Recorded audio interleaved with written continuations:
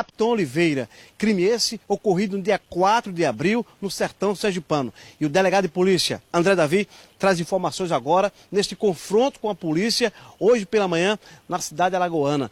Boa noite para o senhor. Como foi esse confronto? O chefe da quadrilha, o homem conhecido como Pai, quem é ele? Boa noite, Marcos. Boa noite, Gilmar. Bom, as investigações nos levaram até o Jonatas Reis, conhecido como Pai. O Jonatas Reis, ele era o chefe dessa quadrilha, ele é aquele que articulava a logística, o dinheiro, movimentava o dinheiro, os carros, as armas, a fuga da quadrilha. O Jonatas era aquele que chancelava as decisões da quadrilha. Ele tinha o poder de dissuadir os membros da quadrilha ou de dar o aval. E no caso do nosso colega Oliveira, ele deu o aval para que ele fosse executado. Ou seja, quem executou o tiro de misericórdia, segundo informações da polícia, foi o Jackson, né, que chegou a descer do veículo e deflagrou um tiro de escopeta na altura do coração do capitão Oliveira. Esse crime ocorrido no dia 4 de abril. Agora, sobre esse confronto de hoje pela manhã, o Pai, que era o chefe, é o coordenador, era o articulador e o financiador do crime do capitão, eu pergunto, o que teria motivado tanta raiva ou esse desejo em matar o capitão Oliveira? Bom, Marcos, a gente não pode encapsular toda a ação da Caatinga numa operação só. Na verdade, a Caatinga existe há 10 anos e as ações incisivas, fortes contra o crime organizado na região do Sertão foram o fator determinante, preponderante para que houvesse esse levante, né, desses marginais para ceifar a vida do Oliveira. Ou seja, foi motivo de vingança, mas em relação a toda a ação da Caatinga durante esses 10 anos. Não houve uma operação em si, né, que motivou. Foi toda a ação que eles faziam muito bem feita naquela região. E diga-se de passagem, nessa ação de hoje pela manhã, não havia somente policiais do COP. A Caatinga se fez presente, havia policiais da Caatinga, contemporâneos do Oliveira, amigos, irmãos, colegas de farda, que estavam conosco nessa operação. É bom deixar bem claro. Delegado, a gente entende até o trabalho da polícia, o trabalho investigativo, a gente compreende. Agora, sobre a motivação do crime, o senhor falou que foi várias ações do policial, ou seja, do pelotão de Caatinga. A gente entende até aí. Agora, a pergunta que não quer calar é isso. Mas teve um ponto primordial para que isso incentivasse, desejasse a eliminação do capitão. Qual o ponto específico? Porque algo comprometeu, prejudicou, começou a atrapalhar possivelmente os negócios do conhecido como Pai, o Jonathan. O que exatamente? Sim, dentre essas ações da Caatinga, houve sim confronto com membros da quadrilha. Membros não só da quadrilha, membros da família de, por exemplo, parentes do Jackson, elementos de altíssima periculosidade que faziam parte da quadrilha, mas também havia um vínculo familiar. É lógico que isso também motivou. Então, esse seria o ponto principal? Também. Mas a ação da Caatinga, ela incomodava essa organização criminosa. Isso é claro, isso ficou bem claro na investigação.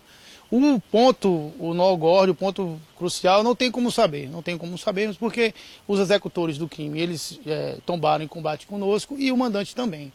E diga-se de passagem, esse desfecho foi escolhido por eles, não foi escolhido pela polícia. Nós fomos cumprir os mandados de prisão. Eles mediram força conosco e o policial não pode cumprir seu munus e ser recebido a balas. Pelo jeito, Gilmar, a polícia de Sergipe não é brincadeira. E para o confronto, já sabe, acontece que voz de prisão resistiu à troca de tiros e aí, infelizmente, os dois vieram a óbito. Falando de Gilmar, ele gostaria de interagir conosco. Gilmar, delegado André Davi, aqui do COP, à sua inteira disposição. Delegado, primeiro, parabéns ao trabalho de todo o pessoal do COP, aos alagoanos que participaram dessa operação de hoje. Como foi a chegada deles lá na pousada e como foi a reação desses dois marginais, o Jonathan e também o primo dele?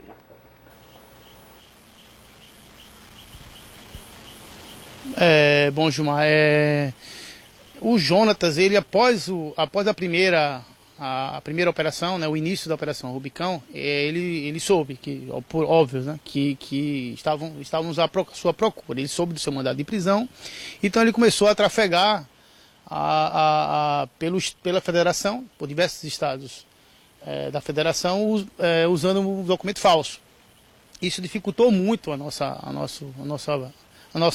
localização do mesmo, mas graças a Deus, em um tempo até razoável, nós conseguimos pegar todos, né? Todos desse crime, e localizamos essa semana ele em Alagoas. Não, em Alagoas, algumas cidades do estado, né? Não só em Maceió. Ele estava trafegando também pelo estado. O estado é relativamente pequeno, como o Sergipe, ou seja, do interior para a capital a distância é próxima. Nós localizamos o estado de Alagoas e na manhã de hoje nós conseguimos localizá-lo em Maceió, numa pousada. Então resolvemos abordar, cumprir esse mandado de prisão. Eles estavam em quartos separados da pousada, dividimos as equipes, né, fizemos a incursão. Eles estavam com armas de grosso calibre, vocês foram divulgados, pistolas de uso restrito, uma arma calibre 12, uma calibre 12 tática, diga-se de passagem, usada por forças especiais da polícia. Ou seja, estavam bem armados. O Renato, que estava em companhia do Jonatas, além do vínculo de familiar, de ser primo do Jonatas, ele estava ali como seu segurança. E esses elementos, haja vista a ação que eles fizeram com o nosso colega, uma ação covarde e violenta, era previsível de que eles afrontassem a polícia. Era previsível e, de fato, eles afrontaram. O Jonathan, o pai, ele nasceu em Carira?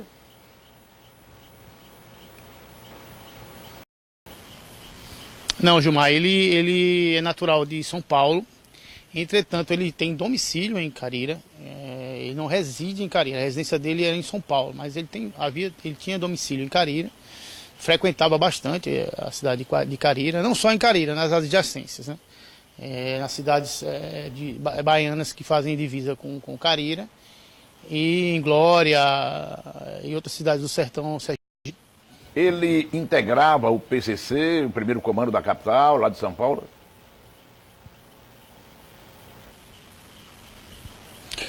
Gilmar, a gente não tem como confirmar nem negar essa informação. Eu não estou ficando em cima do muro, mas a gente eu não posso afirmar que ele faz parte se a gente não tem provas ainda contundentes de que ele faz parte dessa organização. Entretanto, existe a suspeita e a gente também não pode descartar.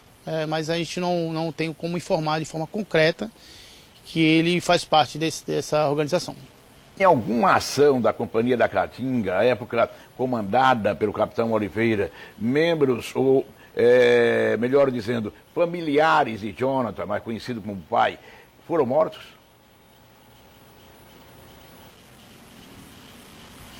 Não, do Jonatas não. Do Jonatas nenhum familiar dele, mas entretanto familiares de alguns membros, né, dessa quadrilha, sim, tombaram em confronto com a Caatinga.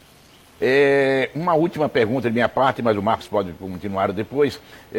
Para o COP, para a SSP de Sergipe, para essas investigações, já foram localizados, está completa e finalizada a operação sobre as investigações relacionadas à morte do capitão Oliveira?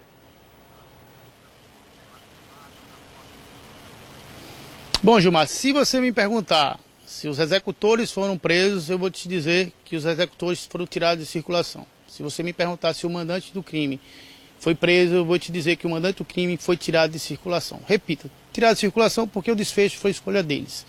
Entretanto, existe um rescaldo, isso é óbvio, esse rescaldo, uma zona periférica, não pode ser descartada e a polícia tem que se precaver e tem que se apurar. Então, mas eu acredito que, como eu acabei de falar, os executores e os mandantes, eles foram tirados de circulação, isso nós temos a total certeza. Delegado, caso se confirme, a informação é que o COP, o Serviço de Inteligência, está checando essas informações para ver se confirma ou não a presença da ramificação do PCC aqui em Sergipe. Caso haja uma reação por parte desse grupo criminoso e que seja confirmado, qual vai ser o trabalho da Polícia de Sergipe, em especial os policiais do COP? Não, o trabalho da Polícia de Sergipe, de forma geral, vai continuar sendo o mesmo, né? Queira Deus, roga a Deus que esse tipo de ação não ocorra novamente, porque isso é uma afronta ao Estado, uma afronta à sociedade sergipana. Mas se caso aconteça, nós vamos trabalhar da mesma maneira, vamos dar a resposta como foi dada de forma rápida celere, responsável, né? Responsável, porque não adianta você dar uma resposta e chegar aqui na hora da entrevista você não ter fundamentos para justificar a ação policial. E nós temos fundamentos, fundamentos para expor para o Judiciário, para o Ministério Público. Então vamos rezar que isso não aconteça, mas se acontecer, a polícia sergipana, não só o COP, a polícia sergipana, ela vai dar a resposta à altura. Para finalizar, é verídica a informação que a polícia da Bahia, a polícia de Alagoas, Rio e São Paulo, o serviço de inteligência está irmanado com a polícia de Sergipe a fim de identificar ramificações de grupos criminosos ligados a este que a polícia de Sergipe combateu? Não, veja só, existe uma parceria entre as polícias. Esse crime, eu não vou negar, ele mexe com os policiais, porque não tem como você não fazer uma transferência. É inadmissível, nós somos seres humanos, nós somos policiais, todo mundo faz uma transferência, se põe no lugar da vítima, se põe no lugar da família da vítima. E toda a família policial do Brasil, ela se uniu, ela tentou colaborar, tentou ajudar, e assim vai ser. A polícia sergipana, a inteligência sergipana colabora com os vizinhos, com os demais estados da federação e vice-versa. Isso que vai acontecer, com certeza, uma colaboração mútua que sempre vinha ocorrendo. Perfeito. Delegado André Davi, do COP, do Centro de Operações das Polícias aqui do estado de Sergipe, trazendo informações sobre essa operação desencadeada hoje pela manhã no município de Maceió, em Alagoas. Recebeu informação há poucos instantes que há uma situação envolvendo a polícia de Sergipe, alguma mudança. E na nossa próxima participação iremos trazer informações importantíssimas sobre segurança pública. A qualquer momento retornaremos aqui no Cidade Alerta Sergipe. Gilmar. Obrigado, Marcos. Olha, no Rio de Janeiro,